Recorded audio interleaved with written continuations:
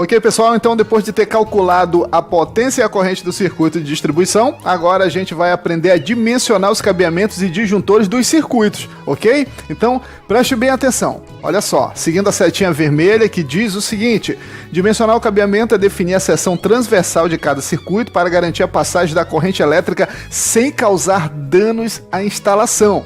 E aí, descendo mais um pouquinho, olha a setinha vermelha saindo dos disjuntores e diz o seguinte: dimensionar o disjuntor é garantir proteção aos cabos e à parede da instalação, de forma que os mesmos não sofram danos por causa do aquecimento excessivo provocado por sobrecorrente e também curto-circuito. Ok, gente? Então, esses os motivos que faz necessário um bom dimensionamento tanto de disjuntores como de cabeamentos.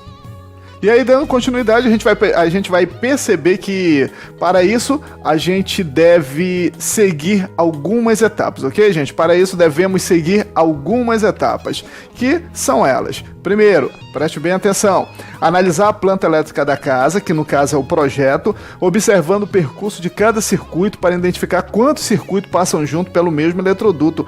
Preste bem atenção no seguinte detalhe: observando o percurso de cada circuito para identificar quantos circuitos passam juntos pelo mesmo eletroduto. Não é quantos cabos passam junto, é quantos circuitos, ok, gente? Então, vamos nessa. Observe aí, na tela de vocês, uma planta completa, que no caso é a planta do nosso projeto. Nós estamos fazendo todo o nosso estudo, gente, todo o nosso treinamento em cima desse projeto. Então, vocês estão visualizando o projeto todo prontinho.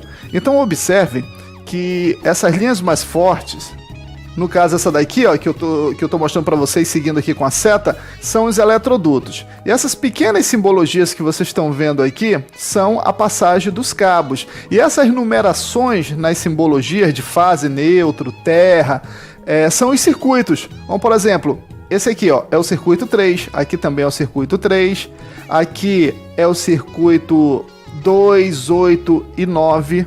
Ok, gente? Então, preste atenção no seguinte detalhe. Olha só, observe só.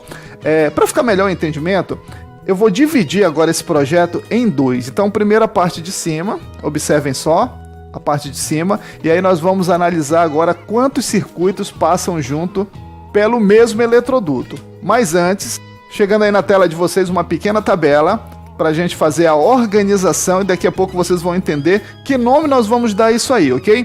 Então observe que essa tabela tem várias colunas. A primeira é o número do circuito, a segunda, número de circuitos agrupados. A terceira coluna também é o número de circuito e a quarta coluna, número de circuitos agrupados, ok? Então, observe só, vocês vão já entender com maior clareza essa tabela. Então, volta lá para cima, lá para o projeto. Então, observe, olha a setinha vermelha. Então observe que a setinha vermelha, ela está mostrando que por esse eletroduto, por essa parte do eletroduto, está passando o circuito 1, 3 e 4. Ok, gente? Então observe toda a área desse projeto, essa área que está aparecendo para vocês desse projeto, se aparece algum outro lugar que está passando pelo mesmo eletroduto, mais de 3 circuitos, junto com 1, 3 e 4. Observe. Então vocês vão observar que não tem mais nenhuma parte com circuito 1, 3 e 4 passando junto com outros circuitos. Então significa o quê?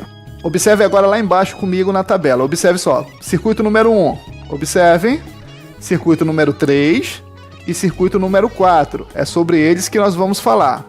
Então, nesse eletroduto onde está passando junto circuito 1, 3 e 4, quando eu falo circuito 1, 3 e 4, são quantos circuitos?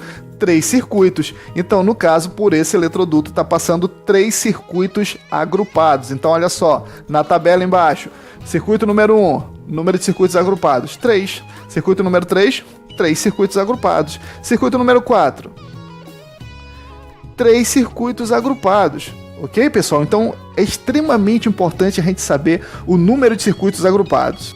E já já vocês vão entender melhor por quê, ok? Então preste bem atenção. Seguindo a próxima setinha que está aparecendo aí, observem. Esse é o circuito número 11. Então observem que é o circuito do chuveiro. Então, por se tratar de um chuveiro, ele é um circuito de uso específico, então não tem nenhum outro circuito junto com ele. Então significa o quê? Dá uma olhada embaixo na tabela. Circuito número 11, quantos circuitos agrupados? Só um, que é ele mesmo, ok, gente? Não tem mais ninguém com ele.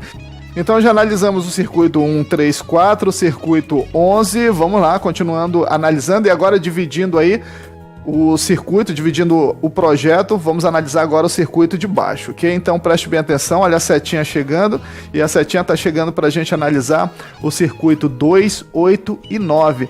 Por que a gente está analisando nesse ponto aí, gente? Porque se tratando do circuito 2, 8 e 9, a maior junção de circuitos envolvendo o 2, 8 e 9 está passando por esse eletroduto aqui, ok, gente? No caso onde está apontando a seta. Observem que o 2 e o 9 a gente pode visualizar eles em outro ponto do projeto, como por exemplo aqui, ó, na parte da cozinha, tá aqui o 2 e o 9. Mas a gente pode afirmar que o 2 e o 9 eles têm dois circuitos agrupados? Não, porque junto com o 2 e o 9, em outro ponto aqui do projeto, tem o 8 também. Observe aqui, ó, 2, 8 e 9. Então, na verdade, esse 2 e 9, ele passa junto também com o circuito 8. Então, nós temos que considerar sempre onde está passando o maior número de circuito para poder definirmos o número de circuito agrupado. Então, comigo aqui na tabela embaixo, hein? Estamos falando do circuito 2, 8 e 9. Então, vamos lá. Na tabela aqui embaixo, olha só a setinha. Circuito número 2, 3 circuitos agrupados. Circuito número 8, 3 circuitos agrupados. E circuito número 9, 3 circuitos agrupados, ok, gente? Por que 3 circuitos agrupados? Porque estão passando juntos circuito 2, 8 e 9. Tranquilo? Observe outra setinha chegando e já está se apontando aí para o circuito 5, 7 e 12. 5, 7 e 12. Estão passando 3 circuitos juntos. Então tem que ser quantos circuitos agrupados? 3 circuitos agrupados. Observe aqui na lateral, na parte da cozinha, aqui o circuito 7 e o circuito 12. Olha só. Por esse eletroduto, está passando só o 7 e o 12. Mas eu posso considerar que o circuito 7 e o circuito 12, eles têm 2 circuitos agrupados? Não, porque aqui, ó, observe onde está a setinha laranja, o circuito 7 e o 12, existe um outro ponto que ele se encontra com outro circuito. Ok? Tem mais um outro circuito passando junto com ele. Então sempre a gente vai considerar por onde está passando o maior número de circuito. Como está junto aqui 5, 7 e 12, então nós vamos considerar para cada um 3 circuitos agrupados. Então vamos nessa, na tabela comigo aí embaixo. Ó. Circuito 5, número de circuitos agrupados, 3. Número do circuito, 7. Quantos circuitos agrupados? 3. E aí, o 12. Quantos circuitos agrupados? 3 circuitos agrupados, tá certo, gente? Então, continuando, vamos lá, chegando outra setinha, circuito 6 e 10. Observe lá a setinha lilás, e aí preste bem atenção, existe um outro lugar que você possa encontrar o circuito 6 e o 10 passando junto com outro circuito? Não, você observa aqui na questão aqui da sala, o circuito 6 e 10, mas é os dois. Ok? Tu poderia até considerar nesse ponto aí, porque tu não vai encontrar em nenhum ponto, nenhum outro eletroduto, o circuito 6 e 10 passando com um outro circuito. Então, por isso, o máximo que tu está encontrando do circuito 6 e 10 é os dois. Então, o circuito 6 e 10 é o quê?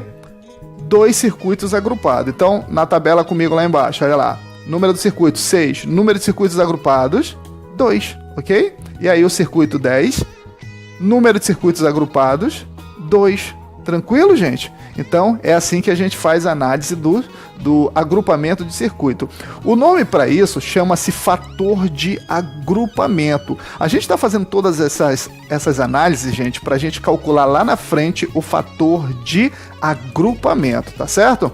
Então, vamos nessa, vamos seguindo e... na verdade, nós vamos parar por aqui, mas a gente vai continuar daqui a pouco na próxima aula, tá certo, gente? Ainda sobre esse assunto, agora que você já sabe identificar na planta, no projeto, o número de circuito que passa por cada eletroduto, então preste bem atenção que quando a gente voltar na próxima aula e dessa vez já calculando, a gente vai levar em consideração o fator de agrupamento, tá certo, gente? Então, até daqui a pouco, tchau, tchau, um abraço.